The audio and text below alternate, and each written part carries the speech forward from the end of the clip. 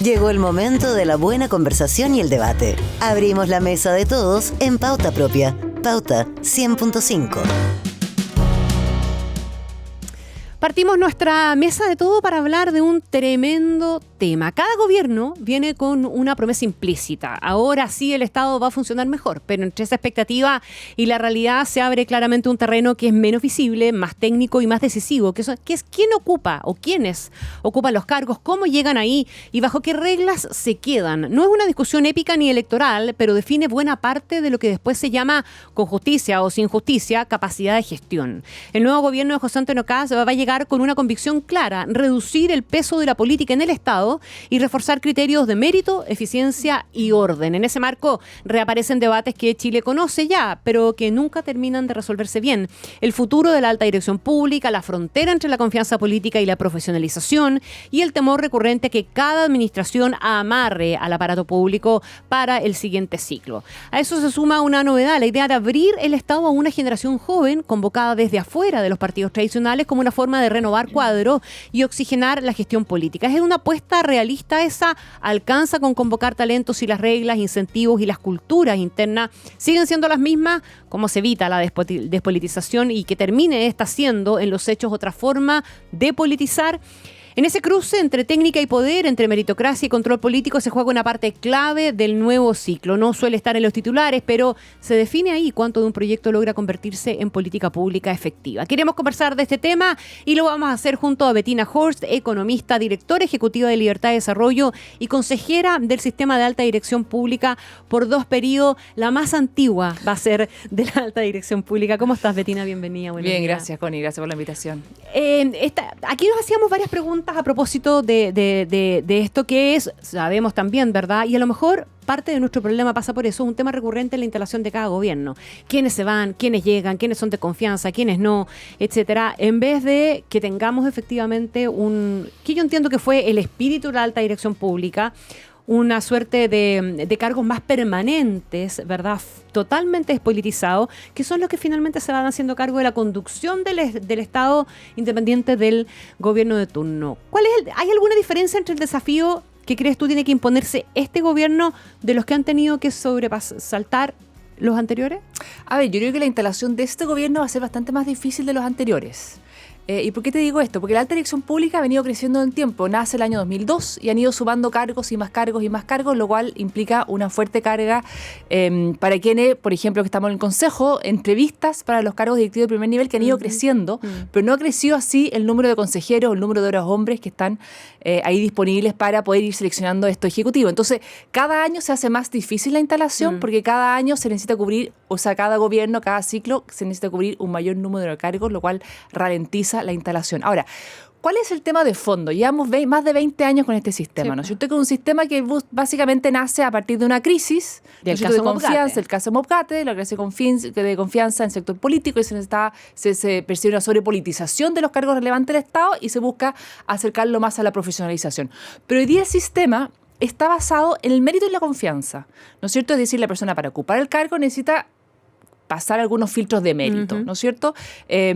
Pero eso va acompañado de la necesaria confianza de la autoridad política. Entonces, si no cuenta con esa confianza, simplemente se puede despedir los cargos de director de servicio. Definamos esa confianza, porque esa confianza puede ser: yo confío en esta persona por sus méritos, por su trayectoria, independiente de su filiación política o su cercanía política, o yo solo confío por política. Bueno, es que lo que pasa es que la confianza hoy día no está definida en qué ámbito de confianza estamos hablando, ¿no es cierto? Y la verdad es que hoy día no tenemos instrumentos idóneos para poder evaluar la gestión de un alto directivo público. Existen los convenios de desempeño, pero la verdad que son convenios de desempeño muy parecidos como los PMG, que el 99,9% los cumple casi en su totalidad. Entonces, no es un instrumento que uno pueda decir, bueno, que la autoridad política no desvincule a alguien si muestra un buen convenio de desempeño, porque la verdad que los convenios de desempeño hoy día son, en muchos casos, no son un fiel reflejo de lo que se requiere en el servicio. Entonces es difícil. Por lo cual hoy día vemos que cada 4 años, y esto, en los distintos cambios de gobierno, y esto se ha visto en los distintos cambios de signo político. Sí. Bachelet 1, Piñera 1, etcétera, más o menos similar, que la gran mayoría de los directivos de primer nivel no sobreviven el primer año mandato del gobierno de turno, ¿no es cierto? A mí me gustaría que fuese más así. ¿no es cierto? Que sobrevivan. Que sobrevivan más, ¿no es cierto? Que por lo menos el gobierno que llega se tome su tiempo y evalúe a las personas después de un par de meses, bueno, si no funciona o si lo limea. También pasa que muchos directivos públicos quizás no están disponibles para trabajar con un gobierno de una orientación distinta a quien lo nombró, porque también tienen sus preferencias y que es legítimo. A mí lo que sí me llama la atención, y yo por lo menos no lo he visto otro y lo creo que es preocupante y es una pésima señal, es cuando hace un par de semanas atrás nos entramos por los medios de prensa que un grupo de 15 directivos de servicios públicos, de altos directivos de servicios públicos, directores de servicios, se juntaron a una comida de camaradería para definir que en el fondo ellos iban a tratar de empujar la agenda que estaba empujando el presidente Boric, sabiendo que venía un cambio de gobierno. Entonces, eso obviamente dificulta generar confianza. Ahora, y ellos mismos se pegan un tiro en el pie, un balazo en los pies. Claro. Bettina Horst, la alta dirección pública, ¿tú dirías que se ha debilitado por la política? No, yo no diría que sea debilitado por la política. Yo creo que nació igual de débil o fuerte, está hoy día igual de débil o fuerte como fue hace 20 años atrás. No la hemos fortalecido tal como no la hemos fortalecido, hecho. Y con la diferencia que ha crecido muchísimo. Hoy día cada nuevo organismo público, cada empresa pública, cada ente autónomo del Estado que se crea en el Congreso, meten a la alta dirección pública para la definición de sus integrantes. ¿Y tú esperarías que el próximo gobierno entonces haga que fortalezca la alta dirección pública? Porque lo que hemos escuchado también es la generación de mecanismos paralelos, en definitiva. A ver, lo que pasa es que hoy día, tal como estamos, es un baile de máscara, ¿no es cierto? El sistema no aguanta seguir creciendo sin hacerle modificaciones estructurales de fondo. Hoy día el sistema de dirección pública se basa básicamente en dos niveles de directivos. Uno, el director de servicios, el director de servicio de impuesto interno, de los servicios de salud, servicio médico legal, todos los servicios de urbanismo y construcción de toda la región, etc. Y están los segundos niveles, que son justo el nivel de directivos que viene debajo del jefe de servicio, ¿no es cierto? El jefe de división, el fiscal, etc. A mí me parece que hay que avanzar en cuanto a blindar más el segundo nivel, como un paso intermedio, ¿no es cierto? Porque finalmente ahí está mucho lo que es el músculo y el corazón de cada uno de los servicios, la continuidad. De forma tal también de poder generar un mayor tiraje en la chimenea y también darle mayor continuidad a la carrera de las personas en el sector público, ¿no es cierto? Junto con otras medidas complementarias, como por ejemplo una mayor movilidad horizontal sin la necesidad de hacer un concurso. Hoy día, por ejemplo, si un buen subdirector médico de un servicio de salud hace una buena gestión y quiere moverse a otro servicio de salud, tiene que ser un concurso. Cuando uno dice, pucha, de repente una comuna, una región menos conflictiva y hay un conflicto, una región más conflictiva, pero ya está aprobada esa persona porque no se puede mover movilidad horizontal sin la necesidad de concurso, a mí me parece que hay varias cosas que uno debería ir incorporando, renovando, mejorando, de forma tal de hacerlo más atractivo también para los mismos funcionarios. Escuchamos hablar de amarre, ¿verdad? En estos últimos días, a propósito, ¿verdad?, de las peticiones que hizo la CUT, la NEF. Independiente de eso, se instaló de vuelta el concepto del amarre, que lo escuchamos normalmente al término de cada gobierno. ¿Qué diferencia importante hay en este amarre? Al que aparentemente tampoco es que esté garantizado que vaya a ocurrir. Pero ¿es un problema real el amarre o es una etiqueta política para desacreditar a los gobiernos salientes en el tiempo? Te lo digo en términos permanentes. Ahora, tú lo planteas como algo que ha sucedido cada 4 años. Yo no recuerdo que haya sucedido cada 4 años. No en la dimensión en la que hemos dimensión actual, en términos de que se busca aprobar en el Congreso un proyecto de ley que en definitiva sí amarra. Sí. ¿No es cierto? O sea, antes quizás había una retórica de la continuidad de la función pública, etcétera. Pero acá no lo conocemos el proyecto de ley todavía, pero hay un proyecto de ley que se va a discutir en los próximos días que va a incorporar un artículo, si es que pasa lo que se ha dicho que va a pasar, que definitivamente, entonces esto no es igual que en los últimos 20 años, esto es distinto, o en los últimos 30 años. Entonces, a mí me parece complicado porque tú no puedes impulsar una reforma del sector público de tal magnitud sin un contexto más amplio. Y yo lamento que este gobierno, yo me acuerdo que el ministro Marcel, del ex ministro Marcel, antes de salir de la cartera de Hacienda, anticipó y dijo que iba a enviar un proyecto de ley de reforma del sector público, ¿no es cierto?, de funcionarios, y no lo hizo. Y todo indica que este gobierno no lo va a hacer. Y que esto no iría en la dirección de ese proyecto de reforma. Exactamente. Digamos, claro. Entonces, la verdad que no podemos andar con parches porque la reforma es necesaria. Recordemos que el presidente Piñera en su segundo mandato, a última hora su gobierno mandó un proyecto de ley, lo cual fue súper cuestionado de por qué a última hora, etcétera.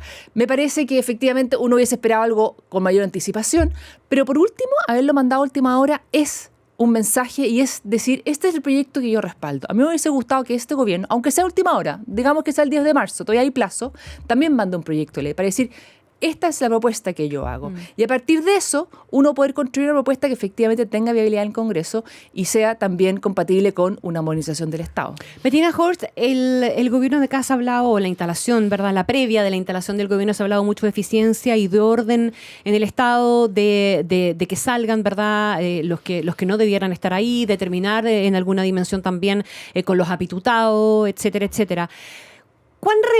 ¿Qué tan realista crees tú que es esa promesa? ¿Qué tan factible es? Y para lograrla, ¿qué reformas o qué cambios se hacen necesarios? A ver, yo creo que en primer lugar hay muchos cargos que evidentemente vencen el 10 de marzo, ¿no es cierto? Como son las 12 balas de plata de los nombramientos de los jefes de servicio de la dirección pública, como son los CEREMI, como son las subsecretarías. O sea, hay cargos que No hay nada que decir. Se van y hay que nombrarlos. Exactamente. Pero hay muchos otros cargos, y ahí está el tema de fondo, que sí, de alguna forma, empiezan a permearse y empiezan a quedarse en la administración pública, ¿no es cierto?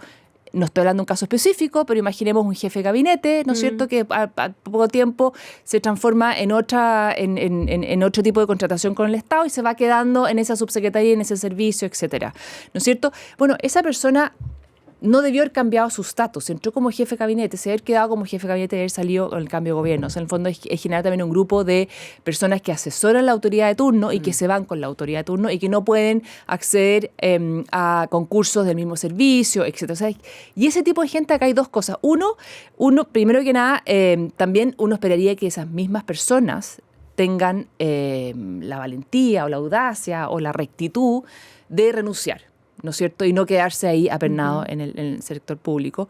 Y por otro lado, también, bueno, yo creo que hoy día hay un problema en algunos aspectos, en algunos servicios, en algunos ministerios, de probablemente una sobredotación de personas que se pueden mover hacia otro ministerio quizá o a otro servicio. ¿Tenemos alguna capacidad de ponerle números a eso? Es muy difícil ponerle números, Lo que sí uno ve es cómo ha venido creciendo el número de empleados del sector público, en algunos casos con justificadas razones, que básicamente es una cosa estadística, como por ejemplo todo el traspaso de la educación pública a la educación municipal, a los servicios locales de educación pública, ¿no es cierto? Hay un aumento de dotación importante que todavía está en el sector público a partir de fortalecimiento del tema salud estatal, ¿no es cierto? Y bueno, y la creación de distintos servicios. Si acá, cuando hay un problema, muchas veces en el Congreso la respuesta es crear un nuevo servicio, crear un ministerio. Crear un ministerio como que se ha ido durmiendo en el tiempo, pero hoy día en el Congreso hay proyectos de ley antiguos de crear muchos servicios, muchos ministerios nuevos. Eso por lo menos hoy día ya no están en la discusión pública, pero sí servicios, ¿no es cierto? En vez de pensar, yo diría, bueno, por cada servicio nuevo que vamos a crear, eliminemos 5 antiguos. O por cada ministerio nuevo que vamos a crear, eliminemos 4 o 5 antiguos. Porque la verdad que la estructura del Estado ha ido sumando elementos y no ha ido reordenándose ni incorporándose una mirada más integral de cómo está funcionando. Pero ¿tú ves políticamente viable, factible para un próximo gobierno hacer algo de esa cirugía? Mira, acá se habló mucho, nosotros también de Libertad de Desarrollo le hemos propuesto fusionar ministerios, ¿no es cierto? Que tiene una arista de eficiencia y de ahorro de recursos, pero mi ángulo principal, porque yo creo que es necesario, es una mejor coordinación al interior del Estado. Porque hoy día con 25 ministerios, la verdad que uno pasaba horas en reuniones de coordinación interministeriales, que hacer pega, y que en el fondo cuando estuviesen distintas áreas bajo un mismo ministerio, sería mucho más fácil la coordinación interna. Pero vamos a cómo hacerlo. Hoy día los ministerios están definidos por ley, los servicios están definidos por ley, entonces uno puede tener voluntarismo de decir, ya, yo voy a nombrar un triministro, un cuatriministro, un biministro en todas estas áreas y voy a bajar de 25 a, no sé, 14 a 17, 18 ministerios. Suena muy bien, ¿no es cierto? Y la foto es buena. Pero la verdad que eso puede ser fácilmente retrotraído por otra administración. Es algo que yo vería deseable, una foto el 11 de marzo con menos ministros junto al presidente, pero también entiendo que esto, para hacerlo de forma más permanente en el tiempo, también resulta necesario que sea algo hecho en base a cambios legales, de forma tal de que cualquier reajuste, de que cualquier, sea estructural, que sea finalmente. estructural y que no una próxima administración lo pueda revertir Porque fácilmente. además que tú reduzcas por un rato y si no se hace de manera estructural, no elimina el funcionamiento del ministerio que quedó medio Bueno, anulado. es que ese es el punto, porque en el fondo mucho se habla del biministro, pero la verdad que Biministro que tiene que moverse de una oficina en un edificio a otro, digamos, claro, ¿verdad? No fusionarlo todo en y, un no, solo y lugar. además las seremías regionales, ¿no También, es cierto? todo Hoy duplicado. día todo duplicado. Entonces, en el fondo, mejor hagamos seremis de bicarteras, de tricarteras, ¿no es cierto? Y eso requiere un trabajo y un orden interior más importante. Tú dices cosas tan fáciles, tan obvias como, por ejemplo, la oficina, Claro. ¿no es cierto? Entonces, yo espero que... Eso requiere cambios legislativos. ¿Y tú crees que hay voluntad en el Congreso de avanzar en esa dirección? Mira, no son temas fáciles, porque también ahí la captura política de cuánta gente cada sector coloca en el Estado, cuántos puestos de trabajo hay, y obviamente, la presión de los gremios estatales también. que también es muy dura. Yo creo que hoy día en la opinión pública estamos en un buen momento para tener apoyo ciudadano para ese tipo de reformas. Yo creo que si no se aprovecha esta oportunidad, probablemente no se va a abrir un escenario tan favorable como este. Pero tú le pedirías al gobierno de José Antonio Cast tu instalación que vaya más allá de solamente tener el título de biotriministro para alguien.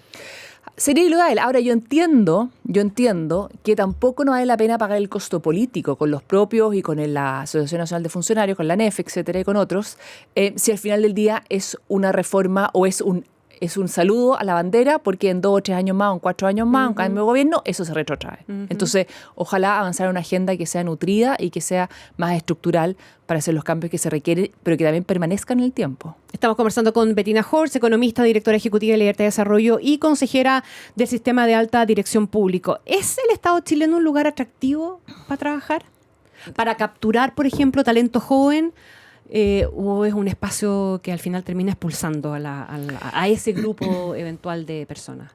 Yo creo que en muchos ámbitos para iniciar una carrera es atractivo, es competitivo el Estado, pero ya después de 10, 15 años de carrera ya no es un sector competitivo.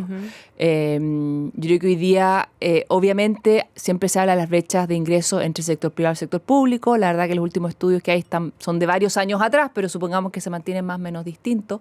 Y la verdad que los niveles medios, técnicos, profesionales de inicio, el sector público está por arriba del sector privado, pero después la capacidad de ascenso en el sector privado Se limita, claro. mucho mayor. En el sector privado es mucho mayor. O sea, tu capacidad el buen funcionario, el buen trabajador, el buen profesional, la capacidad de crecer en el sector privado es mucho mayor que en el sector público. Y ahí tenemos un problema. O sea, la gente toca techo muy rápido en el sistema público. Toca techo muy rápido. Y también ahí tenemos un problema, porque la opinión pública, muchas veces el populismo, ¿no es cierto?, lleva a cuestionar que, por ejemplo, un doctor, ¿no es cierto?, un médico, un cirujano, tenga un sueldo de determinados millones en el sector estatal, siendo que en el sector privado pudiera ganar 2 o 3 veces más lo hizo. Entonces dicen, no, porque si es sector público, hay que, hay como... ¿Cómo va a cobrar? ¿Cómo va a cobrar? No, Claro. no tanto, pero... ¿Por qué le pagan? O el fondo tiene que ser como un servicio de la patria, pero la verdad que también desconoce que esa persona puede ser el primer profesional de su familia, puede ser una persona que esté manteniendo a más personas. Entonces, yo creo que el populismo hoy día y que hemos visto en los últimos años ha sido muy importante y ha sido muy nocivo, sobre todo para defender por qué el Estado tiene que ser un empleador competitivo. Y eso pasa por buenos sueldos, pero también buenas evaluaciones de desempeño y si no hace bien el trabajo, que tenga que salir. ¿Y cuánta experiencia se necesita, Bettina? Porque hoy día uno ve convocatorias, ¿verdad?, a gente joven a incorporarse al sector público. ¿Bajo qué condiciones eso funcionaría para que no sea solamente un gesto simbólico? Hay gente que puede venir sin ninguna experiencia, de nada, eventualmente poca, del mundo privado y lo más posible es que sea cero del mundo público. Bueno, yo creo que lo que pasa es que ahí tiene que haber un mix importante en los equipos de trabajo que se forman. Obviamente un equipo de trabajo con solo conocimiento del sector privado y no tiene ningún conocimiento del sector público, cómo funciona el presupuesto, cómo funciona la Contraloría, cómo funcionan las normas, el estatuto Lo que se administrativo, puede y lo que no se puede hacer. Eso es un mundo aparte del sector privado y obviamente un grupo que no tenga ese know-how incorporado va a tener más dificultades en un comienzo. Por eso es importante la mezcla de distintas características de los equipos que se vayan armando y yo creo que eso está bastante presente y en eso hay bastante expertise también. Ahora, ese expertise fundamentalmente viene del lado de Chile Vamos, en el caso de la instalación del gobierno de Cast.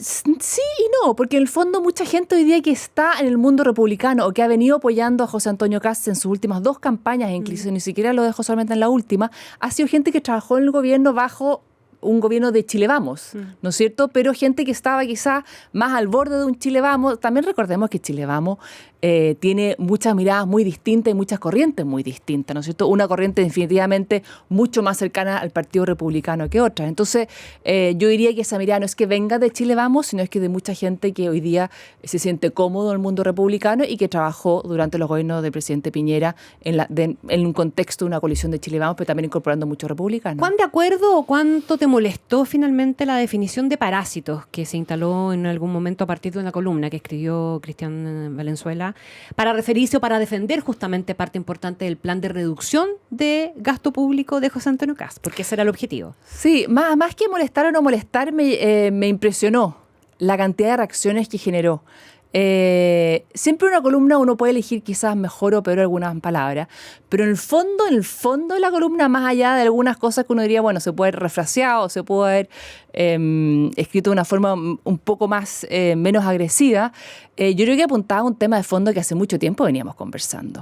Por eso a mí me parecía que acá se criticó mucho el fondo, donde yo encontraba que en realidad lo que había que criticar era la forma más que el fondo, porque en el fondo era un tema que hace mucho tiempo ya se estaba observando. Nosotros, fíjate, en Libertad de Desarrollo en el año 2018, junto con el Centro de Estudios Públicos, con Chile 21, con Espacio Público, sacamos un documento, los 4 centros de estudio, de reforma al sector público, y que de alguna forma se hacía cargo de las críticas que hoy día aparecen en esa columna. Entonces, a mí me llamó la atención. No, está bien, claro, pero tú ves cómo termina subsumiendo el tema de fondo a una cuestión que para mucha gente fue simplemente un insulto. Es que lo que pasa es que también yo creo que hacerse cargo y separar las discusiones de fondo que las de forma. Y ahí yo siento que también, lamentablemente, distintos sectores se optó más bien por criticar la forma más que hablar en el fondo de lo que él estaba planteando en profundidad esa columna. Un poquito haciendo referencia a ese trabajo que tú estabas nombrando de los 4 centros de estudio. Ahí yo me acuerdo se recogía experiencia comparada y hay mucha experiencia comparada, qué se hace bien o qué se hace mal en otros países en la gestión de los altos cargos públicos. ¿Hay algún modelo que te parezca interesante? A ver, es que es muy difícil. Uno siempre en políticas públicas mira la experiencia comparada, ¿no es cierto? Pero es muy difícil pensar este modelo yo lo adapto en un 100%. De hecho, además que somos especiales. Además, cada país tiene su ideología, o sea, su cultura propia, ¿no es cierto? Entonces es muy difícil trasladar cosas porque al final chocas con un tema cultural que tampoco corresponde. Cuando se implementó el 2002 o el 2000 el sistema de servicio civil, la alta dirección pública, de alguna forma fue copiado por el sistema inglés, por el sistema neozelandés, o sea, se recogieron distintas experiencias, se trajeron para acá. Hoy día nuestro sistema es único en el mundo, ¿no es cierto? Nuestro sistema de contratación del sector público también es único, o sea, tenemos una ley que es el Estatuto Administrativo del año 89, pero durante 35 años hemos venido perforando eso año a año a través de la ley de presupuesto, a través de la contratación de las contratas que tienen otro régimen, claro, nada que ver. Entonces es muy único. Yo creo que hoy día hay bastante base y bastante antecedente y bastante consenso, incluso, a lo menos en lo técnico, respecto de hacia dónde tiene que apuntar la reforma. Y ahí el trabajo que nosotros hicimos, la verdad que se ha ocupado de base y de repente lo van citando gente que uno ve muy lejana en muchos otros temas a lo que uno cree. Yo creo que hay una buena base ahí. Obviamente que hay que mejorarla, profundizarla. Yo creo que lo que tú decías al comienzo es cierto, es la política. La política acá es la que puede complejizar la discusión, pero como te decía, yo creo que hoy día estamos en un buen momento porque la opinión ciudadana, la ciudadanía está demandando un mejor Estado, un Estado más eficiente, y yo creo que es un buen momento para poder empujar este tipo de reformas por el Congreso. ¿Cuánto de emergencia tiene esto? Porque cuando tú hablas de emergencia y la circunscribes a la emergencia en materia de seguridad, a la emergencia económica, a la emergencia... pero aquí estamos hablando de un tema que cruza todas esas emergencias. ¿Cuán vinculado a la instalación del gobierno de emergencia debiera estar el tema de la eficiencia y la gestión del Estado? Yo creo que en parte para hacerse cargo de la emergencia hay que ser eficiente. Sí, pues. O sea, nadie se hace cargo de una emergencia si no logra realmente solucionar los problemas. Ahora, como yo siempre he dicho, el tema de la movilización del Estado, mayor eficiencia, es cero sexy. Sí, es cero sexy. Yo te juro que cada vez que siento a alguien hablar de movilización del Estado, se te van los... No, digo que es el tema menos sexy, pero más importante posible, porque la gente no tiene conciencia ¿De qué se juega cuando hablamos de la modernización del Porque Estado? el efecto... Se juega al hacer las cosas. El efecto es muy de largo plazo, Sí, porque po. no es que tú vayas a cortar una cinta y inaugurar una obra, darle la Exacto. llave de una vivienda a alguien, sino que en el fondo es hacer que el Estado empiece a entregar mejores soluciones y entregar un mejor servicio a la ciudadanía. Entonces esto puede también traducirse en hechos que sean palpables para la ciudadanía, pero en 3, 4, 5 años más. O sea, también uno puede, como una administración puede asumir todos los costos, pero después la otra administración es la que siga todos los beneficios. Entonces es poco sexy y es poco atractivo políticamente, rinde poco. Entonces tiene todos los anti-avíos y por haber. Pero yo sí creo que esta discusión ha estado demasiado tiempo en el debate y yo espero que en este momento se abra una oportunidad, sobre todo por la presión ciudadana, para avanzar en esa línea. Ahora, en la idea de hacer entender que esta cuestión tiene efectos concretos en la gestión diaria, ¿ah? Al final del día, ¿cuál sería para ti la prioridad máxima En términos de mejorar gestión y fortalecer la gestión del Estado? Otro área que es aún menos sexy de lo que ya estábamos hablando, los municipios. Yo creo que hoy día, desde la Subsecretaría de Desarrollo Regional, que depende del Ministerio Interior, no se ha hecho todo lo suficiente para modernizar nuestros municipios. Eso tiene que ver con un tema legal, tiene que ver con un tema de gestión, tiene que ver con un tema de cómo el gobierno central se relaciona con los municipios, pero yo creo que hoy día la gran mayoría de los servicios y un cambio, un impacto en la vida cotidiana de las personas está dado por lo que el municipio hace o que el municipio deja de hacer. Ahora, ¿cuánta gente? Y además, esa cuestión puede ser una caja de Pandora, Bettina.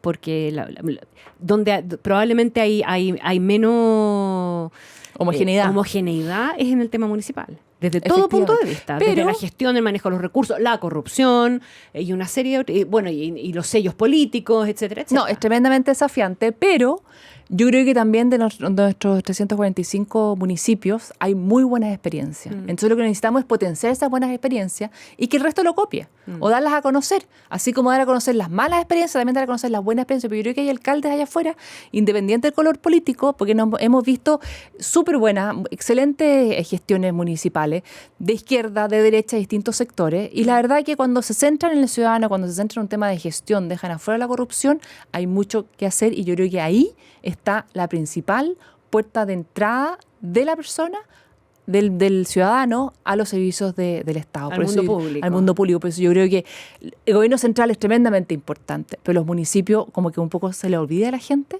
a los políticos sobre todo. Los municipios son, como decía el otro día alguien sentado aquí mismo, son el Estado en cada territorio, digamos, en lo local. A veces lo ven como fuera del Estado. No, los municipios son parte del Estado, es parte de lo mismo, ¿no es cierto? Y por eso yo creo que es necesario, y eso también en esta pasada ha estado un poco más ausente el debate, lo que es necesario reformar nuestros municipios. Ya, súper interesante. Muchísimas gracias a Bettina Horst, economista, directora ejecutiva de Libertad y Desarrollo y consejera del Sistema de Alta Dirección Pública por ahora. Porque, bueno, nadie más consciente, me imagino, que tu nombre suena para llegar eventualmente a algún ministerio. Pero pendiente. Yo ya dejé de leer la prensa por eso mismo, así que ya no me suena nada. Bien, pues muchas gracias, Bettina. Muchas gracias por haber estado en esta mesa de todos en Pauta Propia. Nos despedimos y nos encontramos mañana.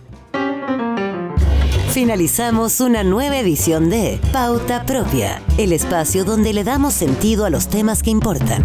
Con Isti Pisic, junto a expertos y protagonistas, comparte datos, contexto y buenas conversaciones para entender la historia y construir opinión.